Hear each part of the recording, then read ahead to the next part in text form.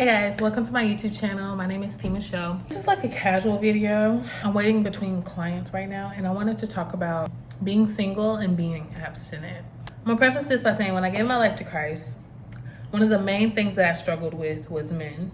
In that process, the Lord told me to take a year off of dating in 2018. I didn't want to do it. I could do a full story about that. I have one on my YouTube. I haven't really saw it in a while, so I don't know if I need to update it. But I took a year off of dating, and in 2019, I was like, no, I need to work some things out because your girl's still out here dealing with some stuff. You feel me? So that's just some backstory about being single for a while. When I gave my life to Christ, I also became abstinent. And I was talking to this girl at my church the other day. And one of the questions that I get asked a lot is, how long have I been abstinent and single? When I tell people how long I've been single or that I'm still single and then I'm abstinent with it, they're very like, oh my gosh, I can never do that. When in reality, you can. You just gotta die of your flesh.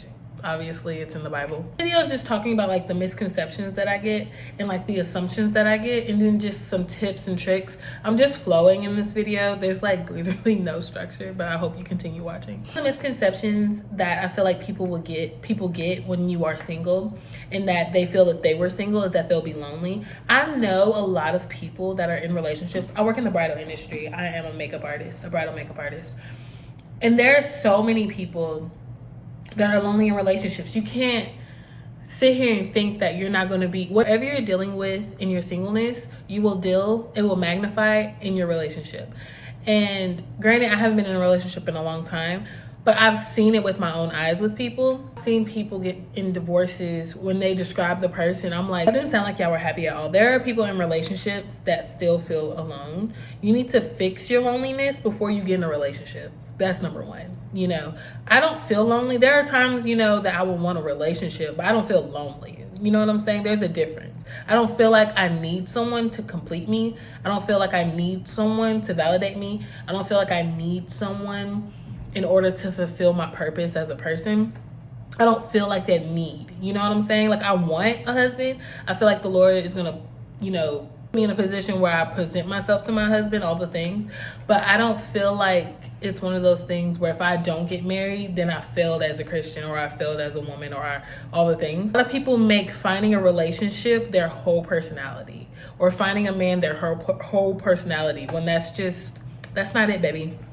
That's not it. You need to seek first the kingdom of God. That's number one. You need to seek first to the point where all you want is God, that you're satisfied. Like, this is a hard thing to say, but you're so satisfied with yourself and your relationship with God that you'll be okay if he doesn't bring you a man type of relationship, Another thing too, like I said, this video doesn't really have this. I'm just really flowing in this video. Another thing too, a lot of people feel like they can be abstinent because they need to test drive the person, or they need to test drive being with someone. I also had a conversation with another young lady and we were talking about that. She was like, I just can't do it because like I don't want to be married to that for the rest of my life if I'm not enjoying the sex and stuff like that. And I was just like, what? As a Christian person especially, test driving the person is insane, because that is a child of God. You know what I'm saying? All of us are children of the Lord. I would never want a man to be like, I have to test drive you before I marry you. So why would you say that to a guy? I feel like women forget that men have feelings, and that is insanity to me. But I would never want to test drive a person. I am not a car. You are not a car. We don't need to be test driven. You feel me? Say you do that. Let's say you do test drive the person. What if they don't like what you got going either? What if they don't like what you got going? And then they leave you because your test drive failed. Inspection. I don't know. I don't know the terms. You know what I mean? Like, that's not even biblical at all. So like, why would you want to follow that rhetoric? You have a relationship that is built on the Lord. And because the thing about it is, God invented sex, he invented intercourse as a form of worship to him when you are married to each other. Anything outside of that, the reason I feel like people feel like they need to test drive is rooted in lust. Especially in this generation, being exposed to so much. In this generation, people are addicted to porn. People are addicted to satisfying their bodies, Because the thing about a marriage, I know this because just of my pastor's teachings and then just biblically, you know. The thing about a marriage is not about take, it's about giving. My pastor always says you want to outgive the person. If you don't have like a giving heart, a serving heart, serving the person, then you need to really reevaluate the reason why you want to be married. It's not because of cute pictures, because you want to have sex, because you need to really dive deep into why you want to get married if that's the case. Test driving is insane. That is just crazy to me. A lot of us are just exposed to a lot of things, especially in porn. In the porn industry, there's just so much like unrealistic expectations, you know. You see movies and it's unreal expectations. You're rooted in the like having a relationship with God. Let's say it's not good. You can have a conversation with this person because you have the rest of your lives, because you're bound forever. Our generation loves divorce, but whatever. You're bound forever with this person, so you can have those conversations. If you feel like you couldn't have this conversation with the person that you're with, you may need to reevaluate who you're marrying. That's number one. My God. I don't think that you have to test drive anyone. In 1 Corinthians, I'm gonna butcher it, so I'm gonna put it here.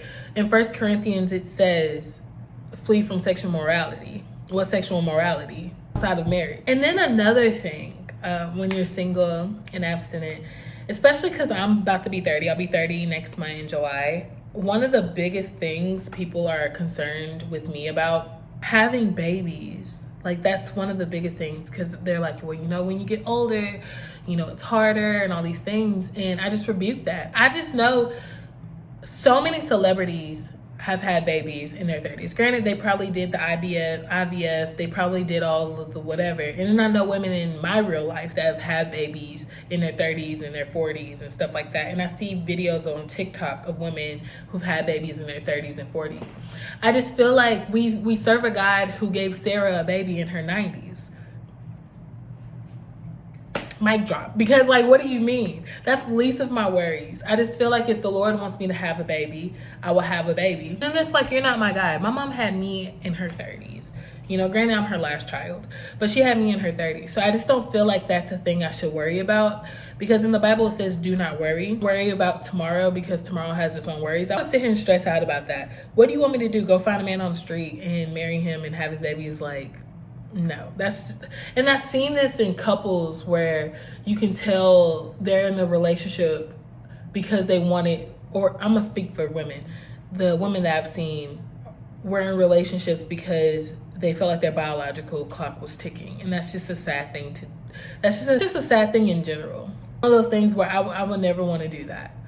Have a baby out of fear of my eggs, when I serve a God who has divine timing. You know what I'm saying? So that's one thing. Just don't even worry about that. Oh, another one, your standards are too high. I don't feel like my standards are too high. I've heard girls that are like 5 foot who want a 7 foot man. Like, that to me, that's a high standard. You know what I'm saying? Because that's like top 5% of the world. It's not possible. Here online here recently, it's just like a lot of like, I need a 6-figure man who's not going to take me to Cheesecake Factory and all these things. And I'm like, is this man a man of God? Like, that's number one. Is he a man of God? Okay, check.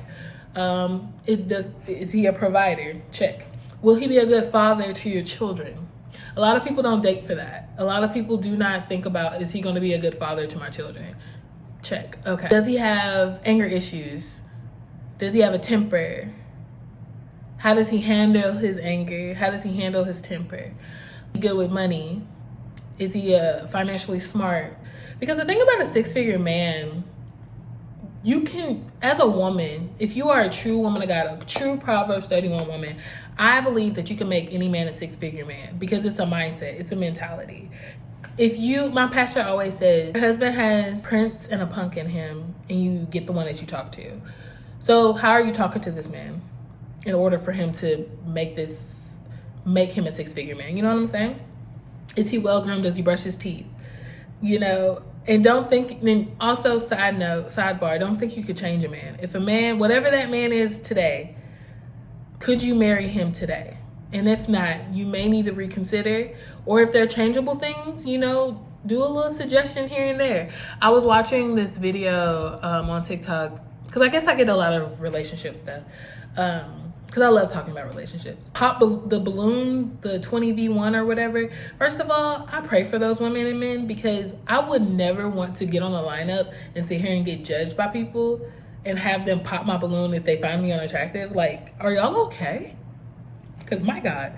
But a lot of their reasoning for popping some people's balloons is because their shoes, their clothes, things that can change. But when the person speaks so eloquently and they have like great qualities, they're like, yeah.